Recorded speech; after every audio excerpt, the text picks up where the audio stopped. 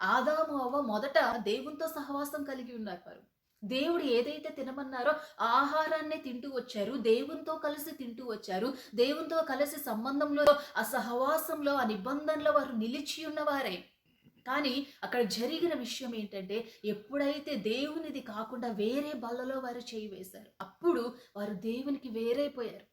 ఆ యొక్క దేవుడు యొక్క సరిహద్దుల్లో నుంచి, దేవుని యొక్క సరౌండింగ్స్‌లో నుంచి, దేవుని యొక్క నిబంధనలో నుంచి వారు బయటికి వెళ్ళిపోయారు. అయితే ప్రభువైన యేసుక్రీస్తు నిజానికి ఒక మనుషులను ఆయన విడిచిపెట్టేయొచ్చు. ఎందుకంటే నా సరౌండింగ్స్‌లో ఉన్నంత వరకు ఆ నిబంధన చెల్లుతుంది.